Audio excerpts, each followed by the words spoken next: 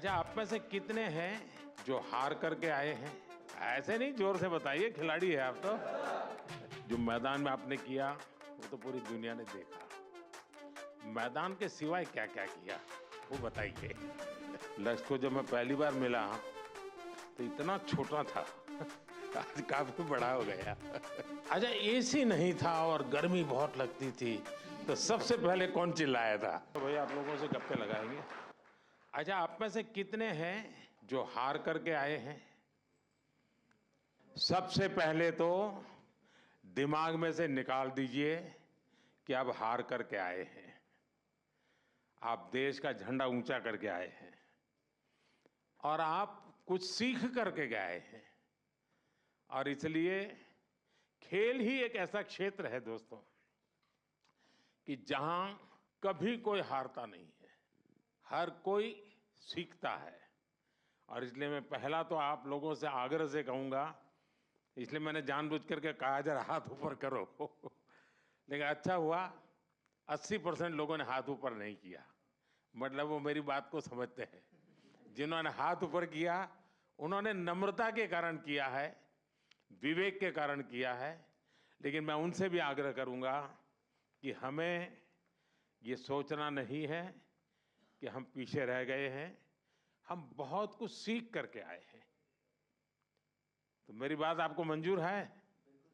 ऐसे नहीं, जोर से बताइए, खिलाड़ी है आप तो। अच्छा, मैं तो कुछ जानना चाहता हूं भैया। जो मैदान में आपने किया वो तो पूरी दुनिया ने देखा। मैदान के सिवाय क्या क्या किया वो बताइए। दुनिया के कई प्लेयरों से दोस्ती हुई होगी, बहुत कुछ जाना होगा। आपको लगा होगा यार हमारे यहाँ भी ऐसा होता तो अच्छा होता, ऐसा कुछ हुआ होगा ना? तो मैं ऐसा कुछ सुनना चाहता हूँ आप लोगों से। कौन बताएगा? जी सर, सबसे पहले नमस्ते आपको एंड लक्ष्य को जब मैं पहली बार मिला तो इतना छोटा था, आज काफी बड़ा हो गया।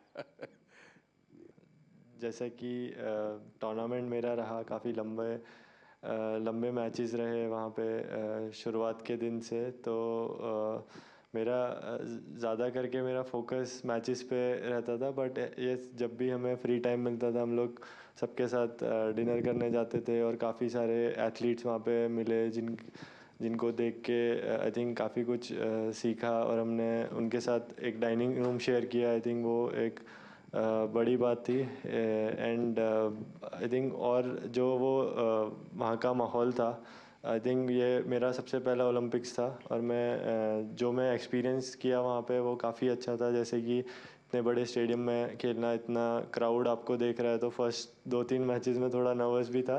बट जैसे ही टूर्नामेंट चलता गया मेरा वो बेटर होता गया। बट आई थिंक मेरे लिए एक बहुत अरे बड़ा भाई, तुम तो एक्सपीरियंस। देवभूमि से हो। लेकिन आपको मालूम है अब इस बार आप एकदम से सेलिब्रिटी बन गए हो।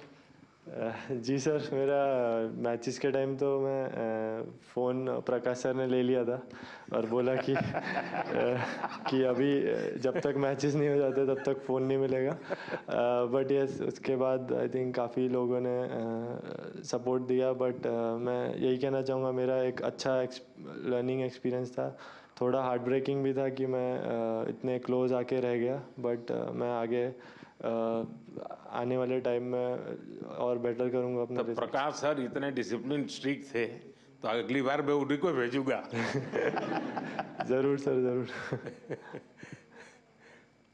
लेकिन बहुत कुछ सीखा होगा ना, क्योंकि देखिए मैं बताता हूँ, अच्छा होता आप जीत करके आते होते, लेकिन आपके खेल को जिनको पता भी नहीं है खेल क्या है, वो भी घंटों तक देखते रहते हैं, बार बार रील देखते हैं।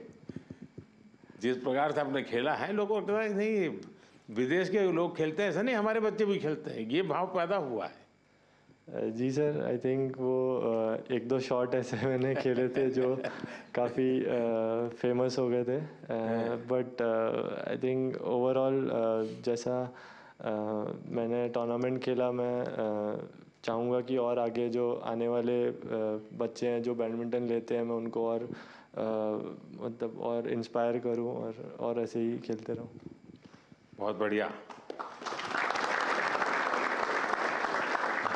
अच्छा, एसी नहीं था और गर्मी बहुत लगती थी, तो सबसे पहले कौन चिल्लाया था कि ये क्या कर रहा है मोदी, बातें तो बड़ी करता है, हैं? एसी भी नहीं है कमरे में, हम क्या करें? कौन कौन थे जिसको सबसे ज़्यादा परेशानी हुई? लेकिन मुझे पता चला उसके कुछ ही घंटों में आपकी वो काम भी पूरा कर दिया था। सबको मिल गया था ना एसी तुरंत। हाँ, देखिए इतनी ख्याल रखा जाता है खिलाड़ियों का इसका, सब लोग तुरंत एक्ट करते हैं। नमस्कार सर, मेरा नाम अंजुम मौडगिल है, मैं शूटिंग स्पोर्ट्स से हूँ। तो मैं बस जनरल एक्सपीरियंस जो मेरा सेकेंड ओलंपिक्स था और कुछ पॉइंट से मेरा फाइनल्स में नहीं रहा, बट एज एन इंडियन और एज एन एथलीट मैंने ये चीज़ एक्सपीरियंस की जी, जो एथलीट्स हर दिन एक्सपीरियंस करते हैं कि एकदम खुशी अपना कोई भी गोल अचीव करने में और एकदम से निराशा, वो ओलंपिक्स के टाइम पे इंडिया की परफॉर्मेंस की वजह से पूरे देश ने एक्सपीरियंस किया। एक दिन मनु के मेडल पे एकदम खुश, फिर काफ़ी इंसिडेंट्स हुए जिसमें फोर्थ रहे, और विनेश का जो लाइक पूरी स्टोरी थी वो बहुत ही डिसहार्टनिंग थी। फिर और हॉकी का जो मैच था उसके बाद वो खुशी, जो एथलीट्स हम नॉर्मल लाइफ में हर दिन एक्सपीरियंस करते डिफरेंट इमोशंस, वो पूरे देश ने एक्सपीरियंस किया इस 10 दिन में। और आई थिंक एक इंडिया में स्पोर्ट्स कल्चर बढ़ाने के लिए ये गेम्स बहुत ही अच्छा टाइम पे आई, एंड आई थिंक इसके आगे से लोग बहुत अच्छे से हमारी स्पोर्टिंग जर्नी को समझेंगे और जो भी पॉजिटिव चेंजेस हैं वो और भी बेटर होंगे आगे के टाइम पे। आपकी बात सही है, सिर्फ आप लोगों ने नहीं, हिंदुस्तान के हर कोने में वही मिजाज था। सब लोग अगर थोड़ा सा हल्का फुल्का दिखता तो यहाँ बेचैन हो जाते थे। वो यहीं पर जैसे कार चलाते हैं ना, अगर हमें ड्राइविंग आता है और हम पीछे बैठे हैं तो ब्रेक तो आगे वाले को लगाने, लेकिन पैर हम दबाते हैं पीछे तो वैसे ही खिलाड़ी वहाँ खेलते थे और लोग हाथ पैर इधर ऊपर ऊपर नीचे कर रहे थे श्रीजेश, आपने ये रिटायर्ड होने का निर्णय पहले कर लिया था मन में कि क्या था? सर नमस्ते सर। थोड़ा साल से सोच रहा था सर। मेरे टीम वालों ने बोल रहे भाई कब छोड़ेगा, यही क्वेश्चन आ रहा था मेरे ऊपर बट मुझे ऐसा लग रहा था सर, आई मीन मैंने 2002 में पहले बार कैंप में गया और 2004 में फर्स्ट इंटरनेशनल खेला जूनियर टीम में, तब से खेल के आ रहा हूँ। तो मैंने सोचा 20 साल से अपना देश के लिए खेल रहा हूँ तो एक अच्छा प्लेटफॉर्म से रिटायरमेंट लेना है। तो ओलंपिक्स ऐसा एक प्लेटफॉर्म है सर जहाँ पे पूरा दुनिया अपना फेस्टिवल मनाता है, तो सोचा इससे अच्छा तो मौका मिलेगा नहीं, इसलिए तो एक अच्छा डिसीजन। लेकिन मैं बताता हूँ ये टीम आपको तो मिस करेगी ही करेगी लेकिन टीम ने आपकी विदाई शानदार की। ऐसा ये टीम को बधाई है, सरपंच साहब ने बड़ा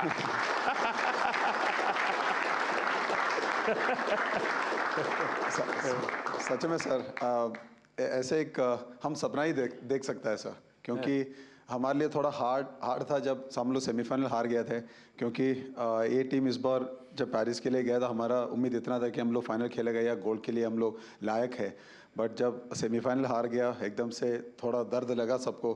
बट आखिर जब लास्ट मैच के लिए हम लोग उतरा था तब सब लोगों ने ये बोला कि यार ये मैच श्रीबाई के लिए जीतना है। तो मेरे लिए तो सबसे गर्व की बात यही है सर, क्योंकि इतना साल का जो मेहनत अपना देश के लिए किया है, ये भाई लोगों ने मेरे लिए साथ दिया, मेरे साथ दिया, और हम लोगों ने, मैंने स्पेशली वो पोडियम से अपना टीम को थैंक यू बोला और गुड बाय बोला सर।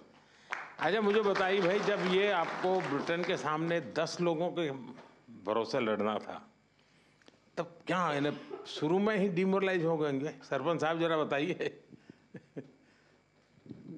कुछ तो हुआ होगा, ये बड़ा कठिन था। नमस्कार सर।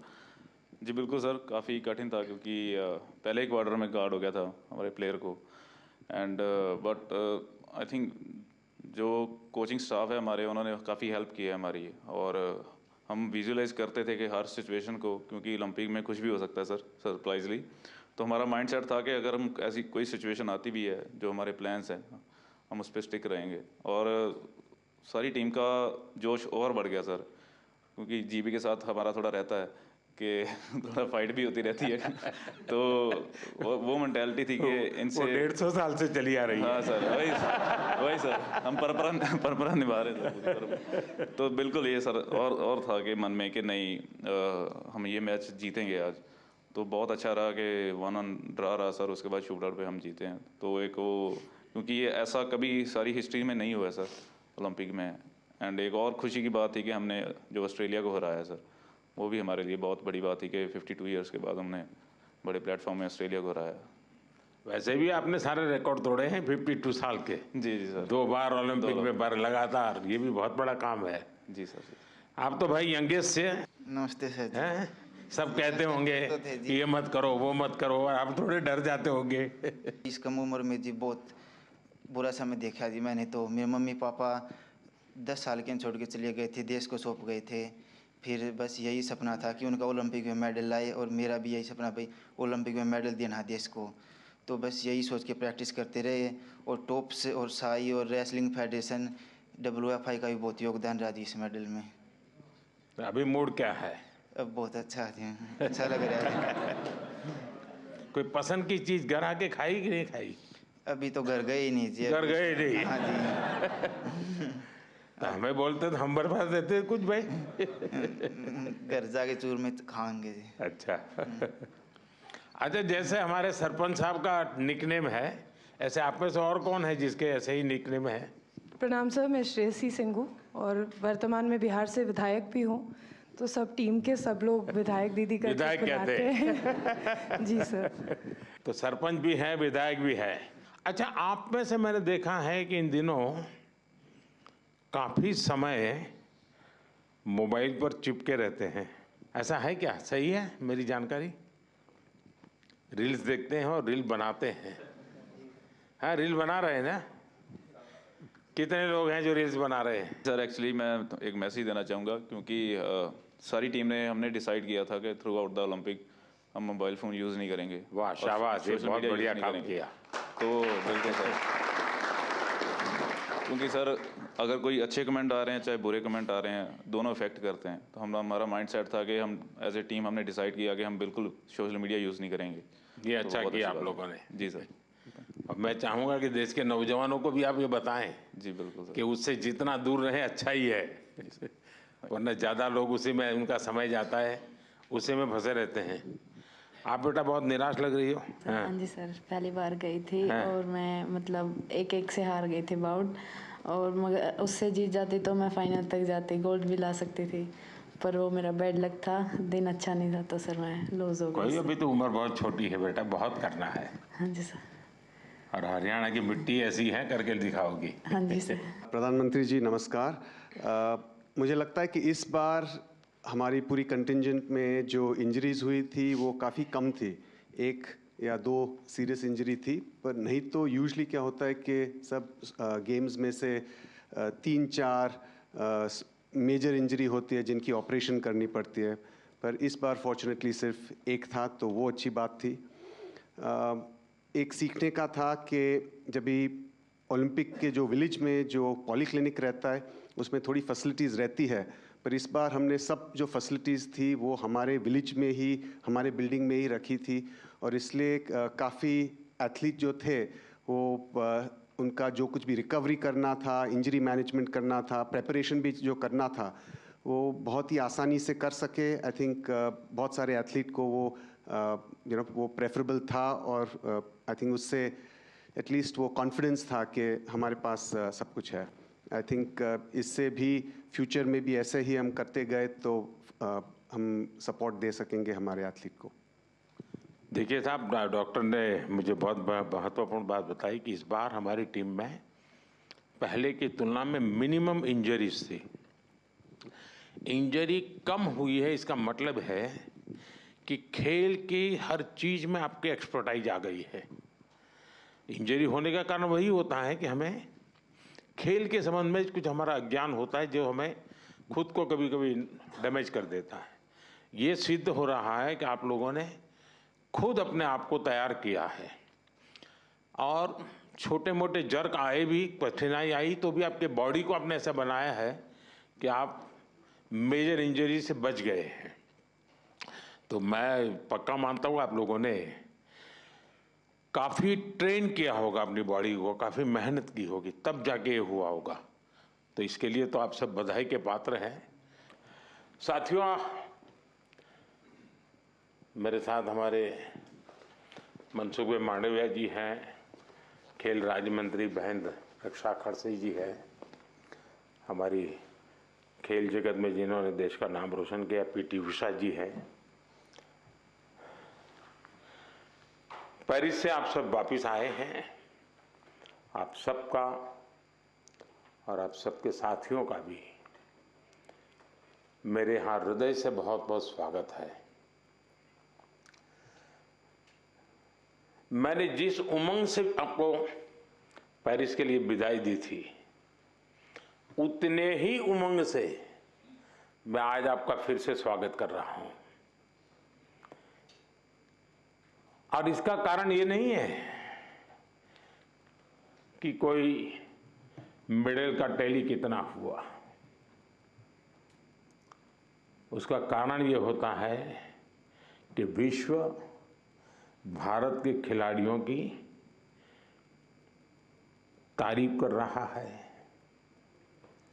उनके हौसले, उनके डिसिप्लिन, उनके बिहेवियर, मेरे कानों पर सब जगह से बातें आती हैं और ये सुनता हूँ तो बड़ा गर्व होता है जी कि मेरे देश के खिलाड़ी मेरे देश के लिए ही खेलते हैं।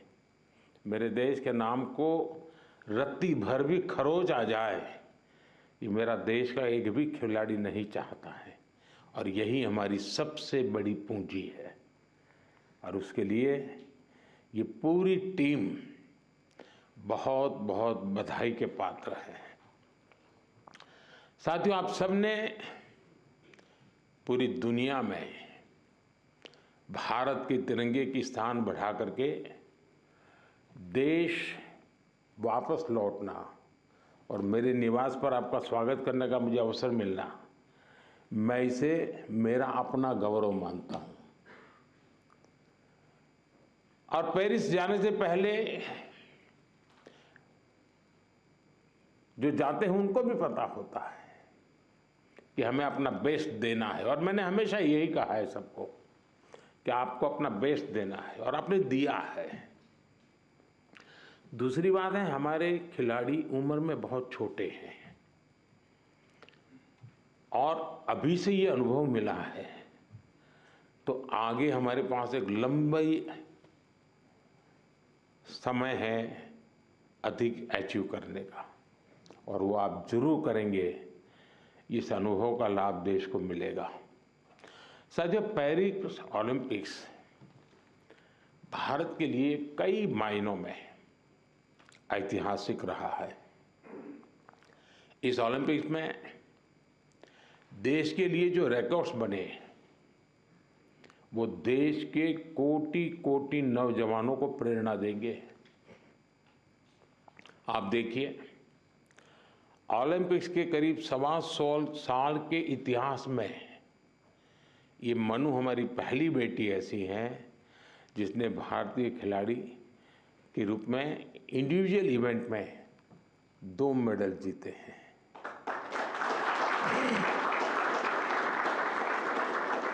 हमारा नीरज पहला ऐसा भारतीय खिलाड़ी है जिन्होंने इंडिविजुअल इवेंट में गोल्ड और सिल्वर जीते।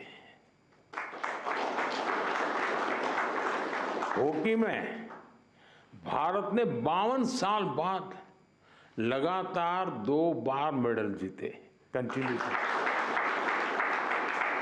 अमन ने केवल 21 साल की उम्र में मेडल जीत करके देश को बिल्कुल इतना प्रसन्न कर दिया है और अमन के जीवन के विषय में आज देश जानने लगा है, तो उनको लग रहा है कि भाई व्यक्तिगत जीवन की कठिनाइयों से भी इंसान अपनी यात्रा को, स्वप्न को, संकल्प को सिद्ध कर सकता है।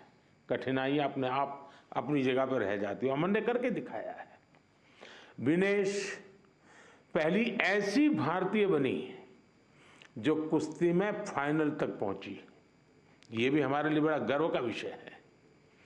ओलंपिक्स में 7 शूटिंग इवेंट्स में इंडियन शूटर्स फाइनल्स में पहुंचे और ये भी पहली बार हुआ है। इसी तरह तीरंदाजी में धीरज और अंकिता पदक के लिए खेलने वाले पहले भारतीय तीरंदाजी बने और हमारा लक्ष्य सेन, आपके मैच ने तो पूरे देश का जोश बढ़ा दिया है। हमारे लक्ष्य भी ओलंपिक में सेमीफाइनल तक पहुंचने वाले एकमात्र पुरुष बैडमिंटन खिलाड़ी बने हैं। हमारे अविनाश शावले, इसने ट्रिपल चेज के फाइनल में क्वालिफाई किया। इस फॉर्मेट में ये भी फर्स्ट टाइम रहा। साथियों, हमारे ज्यादातर मेडलिस्ट, जैसा मैंने कहा, अपनी 20s में है, बहुत छोटी आयु के हैं। आप सभी बहुत युवा हैं, आपके पास बहुत समय है, बहुत ऊर्जा है। और ये भी सही है कि टोक्यो के और पेरिस के बीच में नॉर्मली 4 साल का समय रहता है, इस बार 3 साल का ही समय था। तो हो सकता है आपको 1 साल और अगर मिला होता प्रैक्टिस का, तो शायद आप और नई कमाल करके दिखा देते।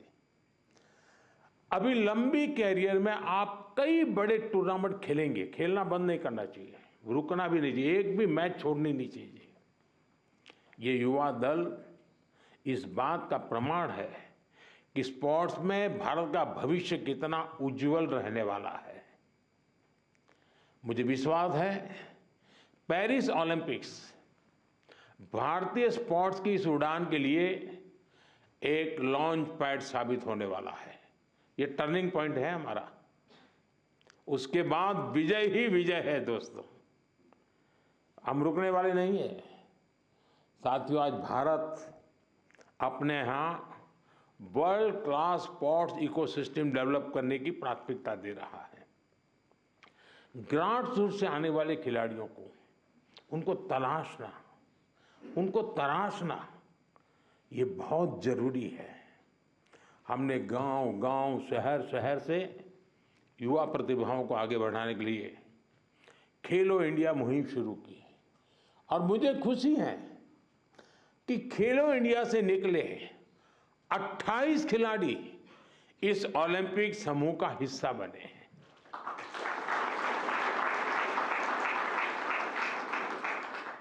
अमन है, अनंतजीत है, धीरज है, सर्वजोत है, इन सब ने खेलो इंडिया एथलीट के रूप में अपनी जर्नी शुरू की थी। और इससे हुआ ये है कि खेलो इंडिया में खेलना और जी भर के जीतना, ये एक बहुत बड़ा अहम हिंदुस्तान का कार्यक्रम बन चुका है जी। मैं मानता हूँ मैं खेलो इंडिया को और तवज्जो देनी है और ताकत देनी है। उसी में से हमें अच्छे नए होनहार खिलाड़ी मिलने वाले हैं।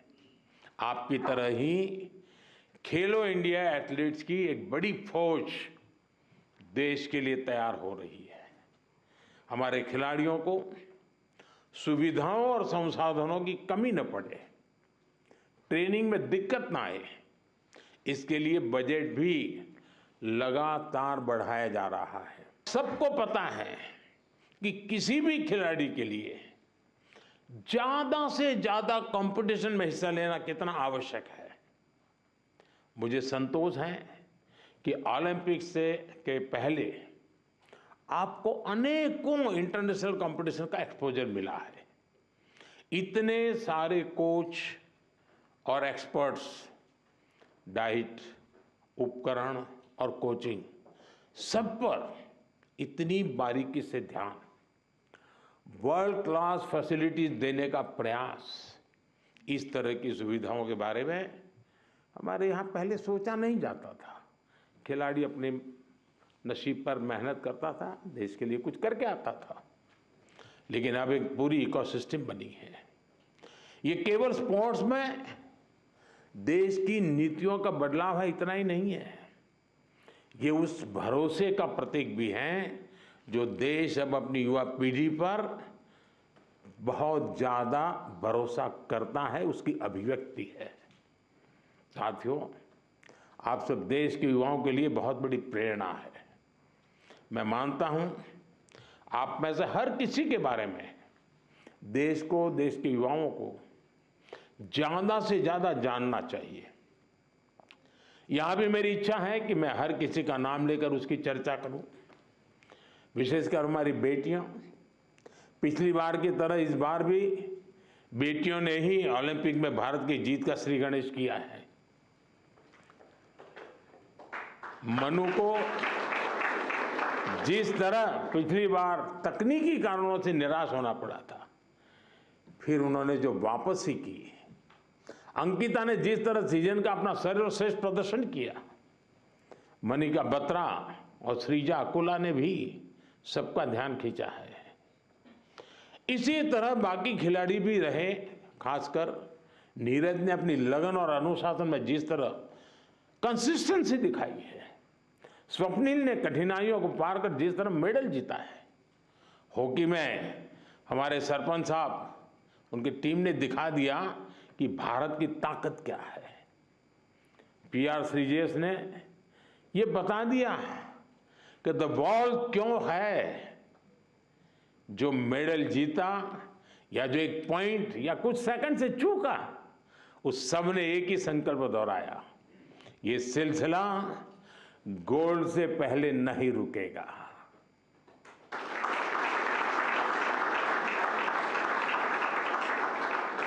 मैं मानता हूं इससे देश के युवाओं को बहुत कुछ सीखने को मिलेगा। साथियों, हमारा भारत 2036 ओलंपिक्स की मेजबानी हासिल करने के लिए तैयारी कर रहा है। मैंने आज भी वहाँ भी लाल किले से भी बोला है, हम पूरी तैयारी कर रहे हैं। ऐसे में कई ऐसे एथलीट्स जो पिछले ओलंपिक्स में भी खेल चुके हैं, उनके इनपुट बहुत महत्वपूर्ण है। आपने वहाँ बहुत कुछ ऑब्जर्व किया होगा, बहुत कुछ देखा होगा।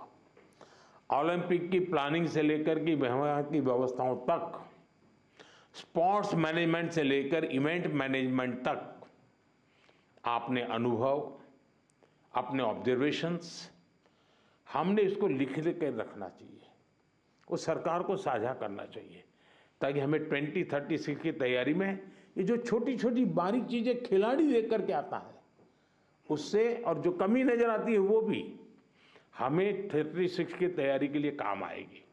तो एक प्रकार से आप मेरी 36 की टीम के फौजी है, आप सबको मेरी मदद करनी है, ताकि हम 2036 में दुनिया में अब तक न हुआ हो ऐसा ओलंपिक कर करके मेजबानी करके दिखाएं।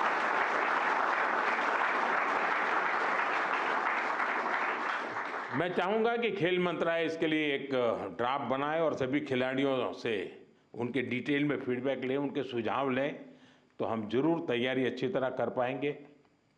साथियों, भारतीय स्पोर्ट्स में और कैसे इम्प्रूवमेंट हो सकता है, इससे आइडियाज भी, जो चीज़ खिलाड़ी बता सकता है ना, जो चीज़ कोच बता सकता है, वो हम मैनेजर लोग नहीं बता सकते जी। और इसलिए आप लोगों के इनपुट बहुत ज़रूरी है, आपके आइडियाज़ बहुत ज़रूरी है। आप पर भविष्य के खिलाड़ियों को मोटिवेट करने, उन्हें आगे बढ़ाने का भी दायित्व है। और लोग तैयार होने चाहिए, आगे बढ़ने चाहिए। आप सोशल मीडिया स्पेसेस पर युवाओं से जुड़ सकते हैं, और जुड़ते भी हैं, करते भी हैं, बातें उनको प्रेरित करें। खेल मंत्रालय और दूसरी संस्थाएं भी इस तरह से इंटरेक्शन सेशन आयोजित करवा सकती हैं अलग अलग ग्रुप के लोगों के साथ।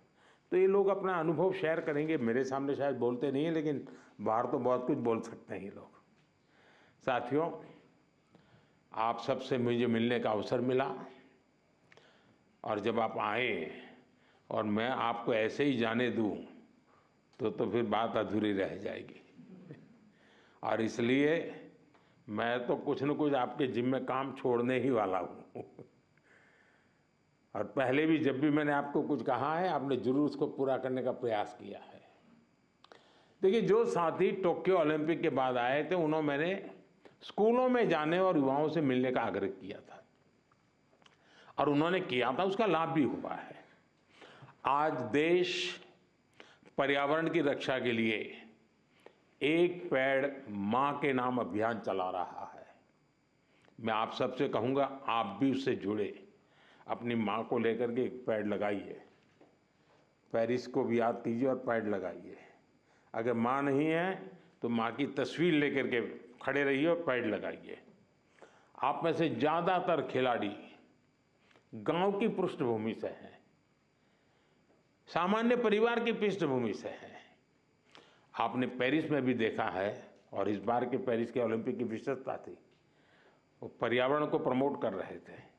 उन्होंने एनवायरनमेंट फ्रेंडली सारा वहाँ पर इकोसिस्टम डेवलप किया था। आप भी अपने गांव जाए तो वहाँ के लोगों को नेचुरल फार्मिंग, प्राकृतिक खेती, केमिकल फ्री खेती, हमारी धरती माता की भी रक्षा हमको करनी है, ये बात उनको बताइए।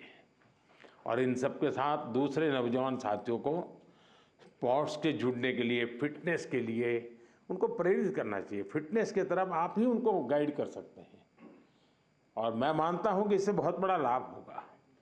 साथियों, मुझे विश्वास है आप सब सदा सर्वदा देश का नाम रोशन करेंगे। विकसित भारत की हमारी यात्रा युवा प्रतिभाओं की सफलता से और ज़्यादा खूबसूरत बनने वाली है। इसी कामना के साथ मेरी फिर से एक बार आप सबको बहुत बहुत शुभकामनाएं हैं। मेरे लिए आप सब अचीवर हैं। आप में से कोई ऐसा नहीं है जिसने कोई अचीव नहीं किया है। और जब मेरे देश से ऐसे नौजवान कुछ अचीव करके आते हैं ना, तो उसी के भरोसे देश भी अचीव करने की तैयारी कर लेता है। बहुत बहुत बधाई, बहुत बहुत शुभकामनाएं दोस्तों।